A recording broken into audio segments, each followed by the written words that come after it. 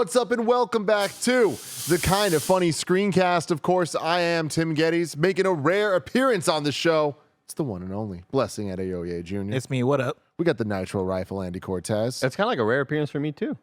I guess that's true these days. Yeah. These days. And rounding out the group, we got the Big Daddy himself, Greg Miller. Rare appearance for me, too. That's true. But the big, Usually it's you and some MCU idiot you found on the internet. Exactly. I guess you were on Loki twice this season. Yeah, I guess I did Loki. Fun. Yeah. Back in the day, I did Last of Us. Mm-hmm. If anything, back in the day was this year. Boss. My life's pulled together. I look like I'm good. Of course, we had to get Greg on this because Invincible. I would say that you are the biggest Invincible fan in the world. Wow. I would put my hand. There's the people who run an Invincible desk. podcast. Like, you know what I mean? Like, yeah, that's true. But I mean, like, at least, okay, you're the biggest Invincible fan in my world. You know what I mean? I appreciate that. Like, definitely no one that has put more people on to this franchise than Greg Miller. They're trying their hardest over there at Amazon. They're doing it. I think they're doing it. We were in LA recently, and I saw a big-ass billboard for Invincible, and I was like, damn. Can you believe it? We made it. That's cool. That's really, really, really Only problem cool. is everybody's looking at their phones while they're driving. That is not going to see the billboards. Yeah. But the pilots. Look down there. This one's for the pilots. We're flying too low, sir. Of course, this is the Kind of Funny screencast where each and every week we get together to talk about the latest in TV, movies, and trailers. We've been doing a lot of episode-by-episode breakdowns of the latest Star Wars shows and Marvel shows, but Invincible is something very kind of core to the Kind of Funny ethos, I would say. As long as Kind of Funny has been around, we've been talking about Invincible, and the fact that there's an amazing show out now on Amazon you can watch is pretty damn cool. So of course we had to return to talk about it, even though our schedules have been crazy, which is why here we are talking about episodes 1, 2, and 3 of season 2 so far. Our thoughts on everything. Of course, you can get this on youtube.com/kindoffunny or roosterteeth.com as a video. You can get it as a podcast by searching your favorite podcast service for Kind of Funny Screencast, and we'll be right there for you. Or you can go above and beyond. Go to patreon.com/kindoffunny, just like our Patreon producers James Hastings, Casey Andrew, and Nathan Lamoth have done. They don't need to hear the ads. They get the shows ad-free. They get a bunch of bonus content. It's great for everybody. Today we're brought to you by DraftKings Sportsbook, but I'll tell you about that later. Greg Miller, what's up? My question is, I forget. It's been a long time since I've been on an Invincible screencast. Are we just spoiling these first 3 episodes of season 2? Not talking about things going forward? Thank you. No spoilers going forward for the people that know what's happening, because I've read the comics. Greg has read the comics. These two beautiful boys have not read the comics. Don't have a clue. I never read a comic in my life. I was offered the chance to read it, and I said, I feel like they're going to make a show about this in 11 years, so I didn't read it. Yeah. For me, I was driving the other day. I was like, I actually read Invincible when I get home. I'm pretty sure I have Invincible. Then I went to my bookshelf. It was Watchmen. Oh. Yeah. Similar yellow font. The yellow kind of. Did you read Watchmen? Think it was Invincible. I didn't read Watchmen either. No, I got it for Christmas. I was like, I'll get around to this. Andy, we have the omnibus at our apartment if you ever want. Omnibus. Oof. So much going on. There's a lot going on. So yeah, the idea here is we will keep everything spoiler-free. At the top, we'll just give our spoiler-free impressions of what we're thinking so far, and then we'll make it clear. We're getting into spoiler talk, and we're going to talk about everything we've seen so far in episodes 1, 2, and 3. But keeping it top-level, spoiler-free, Greg Miller, what are you thinking of season 2 so far? Loving it. They, again, continue to kill this adaptation. I think that you jump back to a famous Kind of Funny moment when we were on the morning show and they announced the movie, and I flipped out and I screamed and I made a whole rant to Seth Rogen about do not fuck this up, don't fuck this movie up, and he was nice enough to respond on Twitter of we won't fuck it up. It became the show, obviously, right now. There's still the movie kind of in the works. No, it's happening. Yeah, but it's like not cast and not filming. No. Yeah, but like last I heard, and I looked into this fairly recently, especially due to the success of the movie, same team being involved, Seth Rogen and all of them producing it, and it was in a lot of pre-production, like to the point of almost being in production. Okay. But then strikes and everything else that happened. So I think that they're back on track to like start actually moving forward. Chris Pratt is playing Mark's mom. As and Seth Rogen's playing Donkey Kong. He's in here. They continue not to fuck up this series, though. They continue to do it justice, to make changes that I think are actually for the betterment of the product, and keep me on my toes. Blessing. Yeah, I'm continually impressed by how this, as an animation, keeps me engaged as if I was watching a live action show. Like the fact that they're able to hold on like a 45 minutes for an episode and have me engaged throughout, but then also have me like sitting on the edge of my seat for the reveals. The final reveal of episode 3, legitimately like me not knowing what's about to happen had me like, oh shit, I did not see that coming, right? And I feel like I'm getting that episode per episode. The animation stepped up, which is huge. You know, I know that was a big talking point for season 1 and season 2. I've had zero complaints about how it looks. You know, I think the action's really fun. I think the amount of subject matter that we're getting in Invincible, where I feel like it almost is the greatest hits of all the superhero stuff we have now, right? Because like we have plenty of superhero content about grief, whether it's WandaVision or whether it's like a lot of post-Endgame Marvel stuff, right? Like grief is everywhere. But I think the way that they're tackling it in Invincible feels genuine and feels pretty cool. We have like, you know, timeline stuff everywhere. We have different dimension stuff everywhere. Like a lot of what Invincible is doing now feels like a greatest hits of what we're seeing all over the superhero world, and knowing that it's based off the comic, right? That makes me think that the Invincible comic was just ahead of its time in the way it was doing it. 100%. But seeing it tackle all of those same things, but do it in a way that I think is clean, interesting, engaging, and has me, again, on the edge of my seat for all the reveals and what's happening. Like, I'm having a great time this season. Andy. Having an equally good time. I initially thought that the multiversal thing that happened in episode 1, because after episode 1 aired, the next day we came into work, and I was like, Tim, was that like a red herring? Like, were they just like, just kidding, we're not doing multiversal stuff. That's just like, that was just us making you think we were changing kind of the direction of this story. I'm having a good time with it. I still have my issues with the animation and art style, and I know a lot of it is wanting to stay true to the accuracy of how the comics look, going for the line art with the, you know, simple one shader or whatever. And I have no problem with the animation or the movements. I think all the fight scenes are still very interesting and visually cool to watch. But after watching some of Scott Pilgrim over the weekend, I know very, very different art styles, but I just kind of wish we had a bit more like contrast and like shadows and stuff. But that's very, very, getting very nitpicky. I'm still really enjoying the cast. I'm enjoying the story and seeing where it's going. I'm still super into it. I do think that apparently Kirkman said that episodes 4 and 8 are like especially insane. We'll see how that goes. Nothing can compare to me finishing episode 1 of season 1 of Invincible and having that feeling with the credits hit. You're like, what the fuck is about to happen in this show? Having that existential dread the whole time of Invincible season 1, I thought was so key to that series, where every episode there are more and more clues as to, oh shit, Mark's mom figuring out what Omni-Man really is up to, and I enjoyed those little teases happening throughout. This is still keeping me interested though, even though I feel like that big storyline of season 1 is largely done and we're kind of treading into new territory with new characters. I'm still interested. I'm still digging the hell out of it. Timothy? Oh yeah, man. I'm so in love with this show. And it's crazy because I read through the entire comic many years ago and loved it. And I remember how it ends? No. I remember feeling a lot of what Let's I'm feeling. just say you already know one of the final lines. Invincible. I feel like I'm experiencing a lot now watching the show of what I did reading through it the first time, which is an amazing sense of like, how are they doing this much so well and keeping me this engaged with this much new shit being thrown at you? And it's because we do have an understanding of the language of superheroes now that is like at this point we're kind of experts in it all. Like we really understand it. But it's so impressive that the comic did this back then. Like it's a pretty by the book adaptation of it all. Yeah. Like changes or like updates, but like the comic this soon was this crazy. And that was the thing, you know, it's like a snake eating its tail thing where, you know, Matt Kim from IGN, when they announced or talking about season 2 finally or whatever, they're like, oh yeah, multiverse is gonna be a part of it. And he's like, oh man, I'm sick of everybody. And I jumped in and did well, actually, Invincible was ahead of its time. And we had a funny exchange about it. But it is crazy, like the things Robert Kirkman and Invincible were doing back in 2006, 7, 8, 9, wherever it was, they're like so common. That's what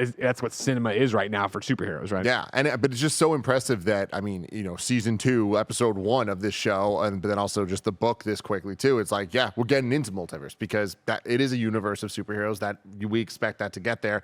They're just like, let's get there. Let's also get 10 million other things. here's a team, here's a sub team, here's the new version of that team, here's the second version of this character, like, you know, like treating things like we expect superhero things to go. But Every new scene, checking that sort of prime X-ray and seeing, oh, that's that it's actor. that person. Oh, It's shit. that person. I mean, dude, the voice cast is so stacked and they're not phoning it in. It's like, it's so impressive to hear so many amazing stars, amazing talents, like voice characters, and really feel like they're giving their all and like trying to, you said it feels like it's an animated show, but because the duration of it, because the subject matter, it feels like you're watching like a more like HBO style show. Yeah, like a live action drama. Almost. Exactly, and it feels like they're acting that way, and they're treating it as if that it matters that way. And like you bringing up Scott Pilgrim, I think that's another great example right now of that happening as well. Where it's like, damn, how do you have this cast for this? It's so crazy. And then you compare that to something like What If, where it's like, hey, they got, you know, Sebastian Stan, but like, it doesn't. It feels like lesser than it, as opposed He's no to like Sterling K. Brown coming adding out to there it. and crushing Exactly, it. exactly. It's like it's comforting to also knowing that this is going, you know, beat for beat adaptation of the comics. Because if it wasn't, I would be like, man, I feel like I am one superhero show away from superhero fatigue. In the way that, yeah, it does feel like it's juggling a lot of stuff that has already been done, and I could see like if it didn't go in a direction where it knew where it was landing, or it was trying to like, you know, make its way towards some things. Watching this after watching both, you know, Gen V and Loki at the same time, and then like also just watching all the stuff that I mentioned, like the fact that you're having Invincible's mom like do the AA thing, right, and dealing with those emotions, which that scene was pretty cool too. But you're having the Engstrom Levy stuff, and like him. From here on out, full spoilers. Gotcha. Sorry, I thought we were already in the spoilers. go So ahead. These 3 episodes. yeah. Yeah. Just these 3. So you're having Engstrom Levy do the thing, right? Where he walks into a room and there's a bunch of them. And like, you know, that was cool as hell. But also watching that scene, I was like, all right, cool. Like I've seen this in Kang, or I've seen this in, you know, Ant-Man, Quantumania. But this is how you do it good. Yeah. And that's the thing is like, I feel like they are doing it good. But if it was like, if I didn't know it was going beat for beat by the comic and the comic had a direction, I'd be like, all right, like let's see if they're able to land this, because I've seen this a million times now. That's why I thought it was initially a commentary on just kind of superhero. Everything has to have a multiverse. And when the episode ends with that machine breaking, and I was like, oh, this is just going to be a story about this one dude enacting revenge. This is going to be a season about how can this person get revenge, because now this person is dealing with all of the memories and thoughts of the other selves and feels a like multiplied amount of anger and like this dude wants to kill Invincible for what happened to all the other selves of his or whatever. And I thought that is going to put they put the kibosh on like all the multiversal stuff there. Now this is just going to be a self-contained thing, but we're still getting hints here and there. So now I'm aware that it is very much going to deal with multiverse stuff. I think after rewatching season 1 of Invincible, leading up to season 2 coming out, they do such a masterful job story-wise of like planting little story seeds here and there throughout the whole season. And it may just be a tiny little thing, and then you get a moment where you're like, oh, what's that all about? Anyway, back to the A, B, and C plots that are actually happening, but you'll remember that in 7 episodes. And you'll remember this from season 1 now that we're watching season 2. They're so good at that. And to clue you in on what I'm sure you assume, like that comic was the exact same way. Yeah. The comic would do these little teases and you wouldn't see it for months, if not a year, if not more. And if I had any critique of the show versus the comic, right, it would be the fact that the cliffhanger you're left on at episode 3, right, the reveal of course, Omni-Man being there or whatever, feels so short compared to being in the comics. Because in the comics, you know, you're waiting an issue every month, right? And so I was trying to do the research here real quick, and I think I might be a little bit wrong, I might be right though. I want to say it was like it might have been volume 3 is where we last saw Omni-Man, and then we didn't see him till volume 6, which is a lot of issues of a comic, right? And I remember that turn of that page. Do you know holy time frame shit. wise? No, I mean I have to look all that up and find it for you. They don't do it like episodes of TV. Wikipedia should have every issue of the comic telling me what's going on. They don't. Good idea.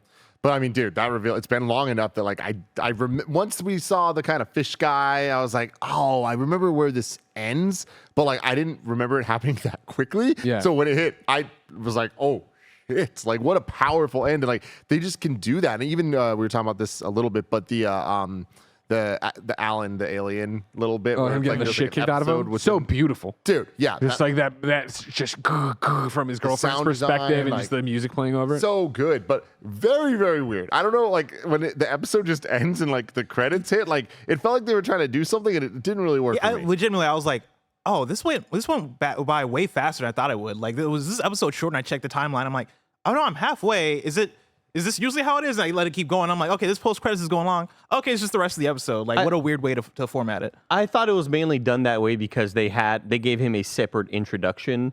They gave him the Alan the Alien version of the Invincible sort of title card Sure. where we saw his name, we saw his little thing there, and it's like, oh, this is an Alan episode. And then it ends. So I thought that was just kind of like an in-joke way of saying like, all right, Alan's episode is over. Yeah. Let's go to I was getting ready to the turn main off my story. TV. I was legit like, all right, cool. I guess I'm done. I checked the timeline. I'm like, oh, Back to Sea of Stars. exactly. But yeah, besides that, I really, really enjoyed the amount of stuff we got there from the Alan part, but then also just the rest of that episode. Like it's so content filled and content rich where I feel like there's so many plots and character storylines going on that do have that kind of thing of like the Mars storyline from season 1 that I remember talking to you, Andy, and you being like, I don't know, this episode kind of felt random, like it didn't fit. And now you see it all, you're like, oh my God, like they built that and it totally makes sense in the way that this guy's acting and it's fucking Ben Schwartz. The Of seed course is it growing. Tim. The seed is growing. It's bearing fruit on the loom. That's a inside joke from us, from our multiverse that you'll have to understand from a different show. Hope you can figure it out. I think I'm in shout that out- timeline. I was gonna say shout out to J.K. Simmons for like coming back here. We know he's gonna kill it. He was also in Baldur's Gate 3, and he was awesome in that. He's just really damn good at his job. And I Dude, the I don't entire know. cast though. I guess I don't know why I'm like.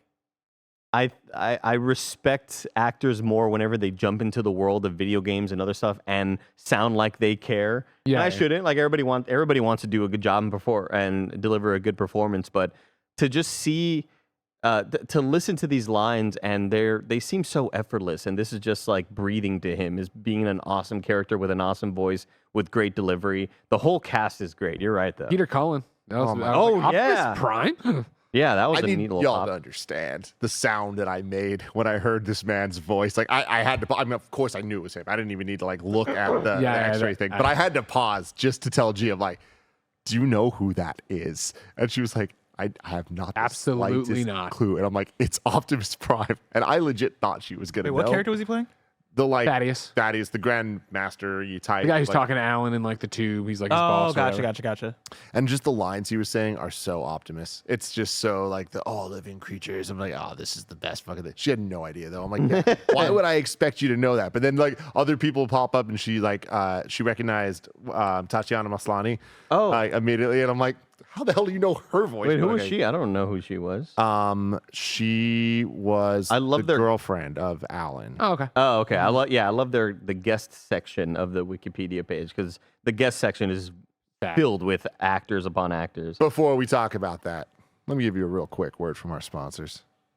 This episode is brought to you by DraftKings Sportsbook. There's so much to be thankful for: family, friends, food, and NFL football all week long. DraftKings Sportsbook is keeping your Thanksgiving week full of action. New customers can bet just $5 on the NFL action to score $150 instantly in bonus bets. Looking ahead to Thanksgiving, you know the Lions are always playing next week, and they have Green Bay coming to town, and the Lions are currently 7.5-point favorites. So download the DraftKings Sportsbook app now and use code KindaFunny. New customers can bet $5 on the NFL Thanksgiving action to score $150 instantly in bonus bets, only on DraftKings Sportsbook, an official sports betting partner of the NFL, with code KindaFunny. The crown is yours.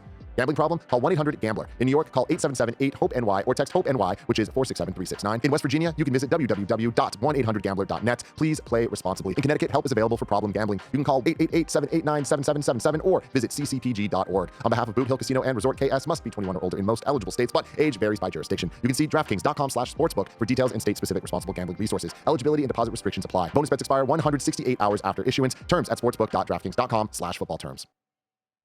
Same thing for David Diggs, right? From Oh, yeah. Hamilton, Dude, Thomas Jefferson. As soon as he opened his mouth, like, yeah, all right, cool, here we go. And like I already said, but Sterling K. Brown being Langstrom, who in Langstrom, I mean, Invincible is fantastic all the way through, but Langston I think has always been my favorite arc in terms of like a villain to match Mark and what happens and where they go. I always loved that. So on that, I'm curious for Andy, like at the start of the season where they start you off on the different timeline where Mark and his dad actually like take over everything, how that hit you? Because I was so fucking confused for like a good 10 minutes. I was like, did I miss something? Did I skip an episode? Like, As somebody who didn't watch the Adam Eve standalone episode, and I see it there, and I'm like, that's an hour though, and like I see it, and trust me, I hover over it. You think, and I'm like, maybe is now these the lies time? of pee ain't gonna pee themselves. and I thought maybe this was a thread from that show or this, and I had the same thought that I was like, what the hell did I miss, or is this a dream? Somebody's about to wake up. I had no idea either. So on the Adam and Eve thing, I like on the Adam and Eve thing. Let me tell you about the Genesis. Adam and Eve is where you buy like dildos. Yeah. So when episode 2 when that was coming out or after that was out, I was gonna boot my TV up and watch that. And usually when I watch Invincible or anything on Amazon, I tell my voice assistant, I'm like, I won't say their name, but voice assistant, play Invincible. And I don't know why I legitimately thought you had like a voice acting coach assistant. I was like, I'm trying to get what is better. happening right now? I'm trying to get on J.K. Simmons level. But I tell them to play Invincible, and this episode started. I'm like, all right, cool, new episode. And the Adam Eve pop-up happened, the title card. And I was like, oh, standalone episode. All right, that's ballsy for episode 2, but cool, let's do it. I watched the entire episode, and I have an Invincible podcast I like to listen to. It's the Midnight Boys, where they recap a bunch of superhero stuff. Started listening to that episode, and they do a recap of what happens in the episode. And I started listening to their recap. Like, that is not what happened. And I was like, what the fuck are they talking about? I was like, I had to pause real quick. I was like, the angry shit. commentary. Yeah. It's like, what's going on? But yeah, I had the same thing where I was like, man, and for episode 1 at the start, I was like, what's going on? And once I realized, and once they like, make the full circle of, oh yeah, this is a different timeline situation. For me, who I'm starting to experience the multiverse fatigue real strong, that was a breath of fresh air because I was not expecting that. And the way they started off on such a dire note where, yeah, like the timeline where Mark teamed up with his dad is so fucked up. And like, like it is him on the screen being like, hey dude, like, we're trying to help. We're doing this for you. Like if you want to resist, we'll fuck you up. But hey, it's for your good. I'm like, dude, this is real. Like, remember, this is you crazy. did this to yourself by fighting back. Yeah. You destroyed your cities. And that's why I love even more the little hints we get from all these other characters saying like, a Viltrumite defied another Viltrumite? Like this guy defied his own father? Like Viltrumites don't fight each other. That's why I love the surprise in that, because it seems like a lot of other universes may have had the outcome of Mark and his dad teaming up to just destroy I think everything. they implied that most universes have that outcome. Yeah. Really, really so cool. Like Greg, like for you, I mean, you were talking about this a little bit, but Yeah. I read the comic through once. Like you've read it through, and I remember you used to say like before a new chapter would The come old out, days. you would like reread Every each one. trade I'd reread all the way up to the new trade. It's been a while, right? And I'm down there playing games at night. I look over and I see them just all the gorgeous. I don't do the compendiums. I do the hardcover, big ones, and I have them all laid out. And you go back and do a full reread. What's a trade? A trade is a trade paperback. Those they're the collection of comics, you know what I mean, that have like the soft front and back, right? That like, you it's like a page through and put magazine format more so than I see. a single Okay, comic, so you it know? contains multiples. Yeah. I forget if it's 6 or 4 to 12, 6, 4 to depending. 6 usually. Yeah. Yeah, depending. Learn something about comics, Melissa. Yeah, I learned a lot. What was that podcast? But what are some of the the changes that you've noticed? It's for me always the littler things. It's the order of things that are different, right? Where them being in college and it not being about the dudes with the exploding chests and zombie bots and stuff that were more of it. And I'm sure we've had teases of that coming back, and we will. For me, I think the biggest change is where Adam Eve is. And remember how she did a whole thing in season 1 where she was like, I feel like I could be going and feeding and stopping famine and da-da-da-da. And she did that in the comics where she went to Africa and she set up a house there and she was just, feeding people and doing all that stuff. So taking that and keeping it domestic and doing like the whole like Chicago being an incident, right? Like Omni-Man and Invincible kind of destroyed that place like Metropolis and Batman vs Superman or a number of natural disasters. Or Chicago and Transformers Dark of the Moon. Oh, how could we forget? Having her go there and do a similar thing of like, well, you know me, fix it. I was like, oh, that's a nice change. And then I really love the blowback of it being her dad being like, you didn't fix shit. Like, you're an idiot. You're So still a stupid good. kid. I was like, damn, that's a fucking cool way to do that. I like that a lot. And so it's been nice to see that. When we started the season, I was very much like, wait, does Amber know or does she not know? Because again, we're playing a little bit with timelines from the comic to this. I was like, okay, she knows, that's great. I've enjoyed watching how they're playing with her relationship. Obviously, we've talked about it before, but I forgot about the seance dog versus science dog thing. So when he showed up at the door, I was like, oh, right. Like, this is even a different way than how science dog showed up in the comics and stuff. It's they're little twists, the little tweaks like that. Again, like him having to go to Atlantis or Atlantean or whatever the hell it was called, right, and participate in the marriage ceremony. Like, if you remember in the comics, he was going there to marry somebody, and the way they got out of it, right, is that he got there and found out that there was another guy there who's already in love with her, and so he helped him look like a badass by beating that thing or whatever. So like little stuff like that's interesting enough. I think they're doing a great job with not shapeshifter, shift shaper. Well, he's got a name I can never keep straight ever. I'm enjoying how they're playing with him and all the interplay of like, I'm just a normal person. Shape Smith running in a normal on this, and like they're doing a lot of little fun stuff like that a lot. I don't remember, and I'm rusty. I don't remember duplicate and this conversation with Rex about like I'm as old all the lives. I was like, oh, that's an interesting. That sounds new to me. That's an interesting way to spin why you'd be into this and what you're getting out of this situation. I'm enjoying that. Yeah. I thought that was just more of a little kind of joke way to explain the age difference. I didn't take it serious. I was very much like, oh, she's just trying to stick it to Rex Blood. I think, and again, though, but I think even getting an eye into that relationship at all is interesting. I don't remember getting a lot of duplicate talking about that.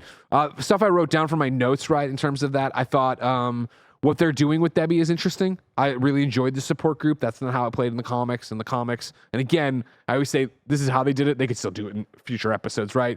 But she found a sympathetic ear in the tailor who made the superhero costumes because, of course, he had known thank you very much, Mark Hamill. Exactly. He thought he knew Omni-Man so well as well. So they kind of had this shared thing.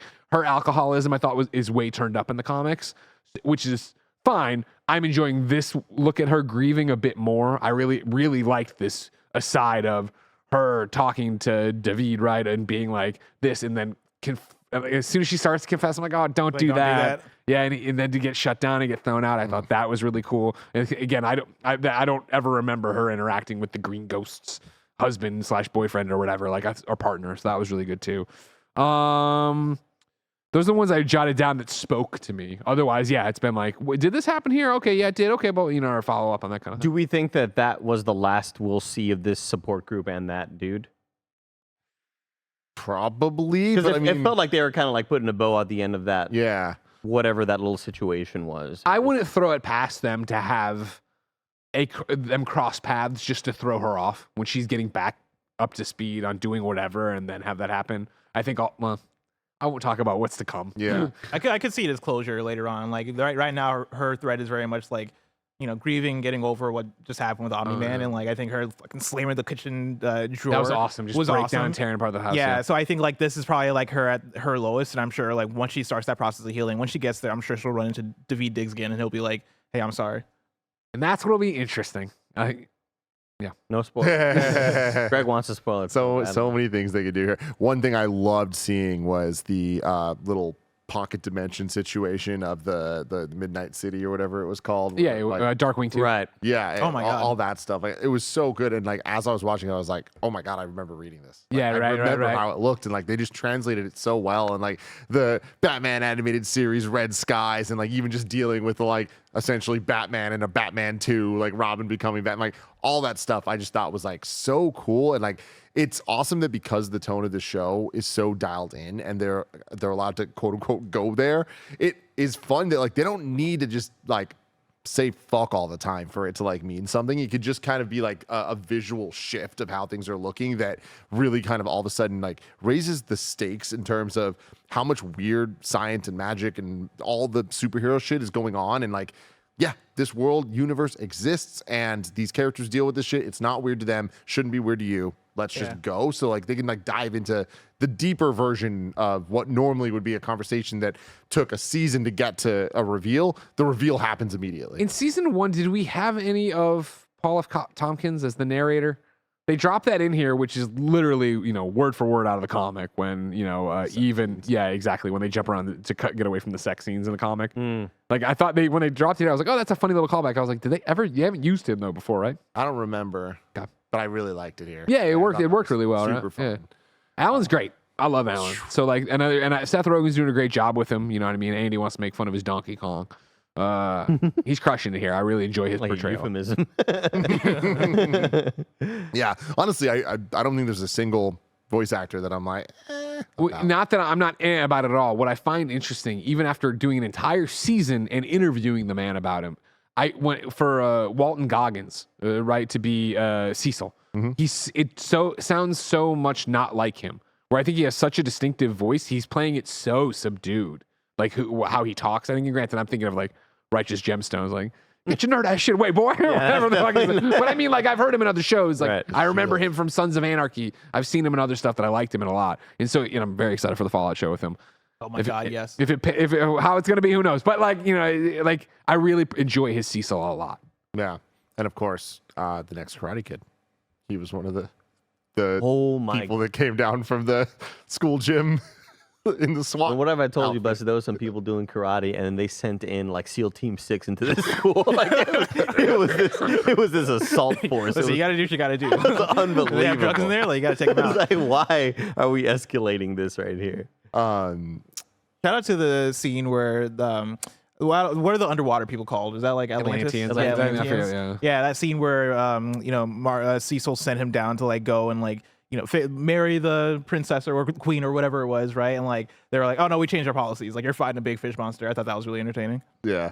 Also, the like just looks of all these aliens. Like, there's so many fucking aliens, and like it's cool. Like normally you see like there's like 3 archetypes they stick with. Here it's like episode to episode we're dealing with completely different looking creatures with completely different looking like color schemes, but like it doesn't feel like too much. I don't know how the show can be so successful at not overwhelming, even though it is the most overwhelming thing ever. Like there is so much in this, so many characters with weird names that are kind of like names we know from other superheroes, but they're not.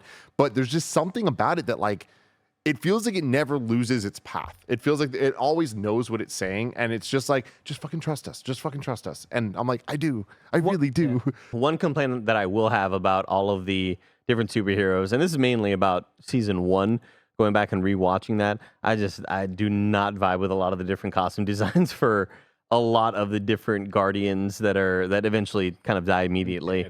They just all look like what's that one superhero MMO where you can go to like City Heroes. City Heroes. You just make a little creative. So you're not talking character. shit about DC Universe Online, I know. No, yeah, they really kind of just felt like uninspired in some ways, and maybe it's just because they die immediately, so who cares? But looking back at that, I haven't really had that feeling in season 2, though, luckily. But yeah, that's one of my little nitpicks from season 1. If y'all haven't seen season 1, I mean, to the overwhelming nature of it, like jumping into season 2, there were moments where I had to remind myself, like, when we first see Immortal, I'm like, all right, who's he again? What's his superpowers and what's his relationship to Mark? And then like very quickly I'm like, oh yeah, he's this guy. And same with Alan, where I was like, oh, is Alan the same guy who met him on the moon or whatever it was? And then like more he talks, I'm like, oh yeah, that's that guy. I like that guy. All right, remember cool. he was sent to the wrong planet. Dude. He went to the wrong Yeah, planet. he went to the wrong Earth, planet. Earth, like it's so freaking funny. Yeah. Yeah, Like, that's and also the narration kind of recapping that for you also like helps out a lot. yeah. Absolutely. Having a great time. We have 1 episode left. Really excited because Robert Kirkman has been hyping up the finale of part 1 of season 2 and the finale of season 2 part 2, which still doesn't have an official date, but we'll be getting 4 more episodes sometime in 2024. Oh, I didn't know that. Yeah. Oh, I was gonna say that might actually be one of my few complaints is that like, man, I needed more than 4 episodes. Like Yeah. this was too quick.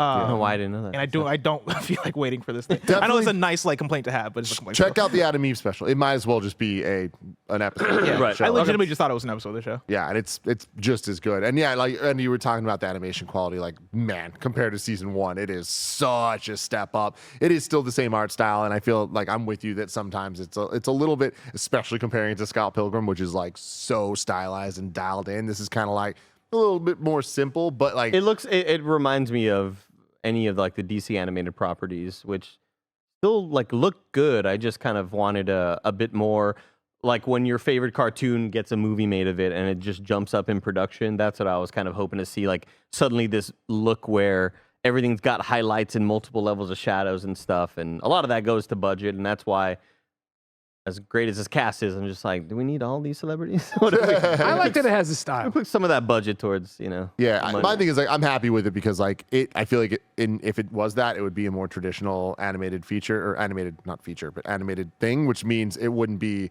8 50-minute episodes Right. of a drama. It would be a bunch of 20-minute episodes, and like it would take literally forever. And for the for me, story I to be feel told. like I feel like the art style gives me Saturday morning cartoon vibes in a way that I appreciate. Yeah. Like there's something nice about how simple it is for me, where I kind of dig it. And when you get into the big action moments, it is almost like, oh shit, like this has the stuff, right? Like the art style might be a bit like, okay, cool. They've got the movement. But when man. they get into the movement, it's like, no, this is fine. Like I like Yeah, this. there's a momentum to the editing of the animation and the fight scenes that like we saw a lot in like the finale of season 1. But I feel like every episode this season's had at least a couple minutes of like all right, this is where they're putting like the effort in. But what I appreciate about season 2 the most in terms of a jump up of quality is season 1 had so many scenes that are just people talking and there was nothing on the screen moving. It was just like maybe just like their mouths, but like otherwise like their faces are just there. No background elements moving at all. I feel like this season's kind of solved that problem. Like there's always something going on and like there's just a lot more texture Aliveness. to it all. And yeah, it feel like it never sits on something long enough for me to just be like, there's not enough budget here. Now I'm just kind of like, oh shit, like what's happening next? Like enthralled with the whole story. Any closing words on Invincible season 2, episodes 1 through 3? Can't wait for more. Episode 4 is this week, yeah? Oh yeah. And then how long's the gap between? We don't know yet, but 2024, early 2024 is what they said. But then in recent times, they've just been saying 2024. So Episode 4, Thanksgiving night. yeah, That's kind of a weird one. that is weird. Watch it with your family. That is exactly. Put it on no context. Let us know in the comments below what you're thinking about Invincible season 2. If you're not watching it, watch it. It is so damn good. We do not deserve shows like this, although maybe we do. We do. We do. Yeah. Go watch we Scott should- Pilgrim also. Nick does. Go watch Scott Pilgrim. Go watch Gen V. Watch it all. Don't watch Suits. Bye.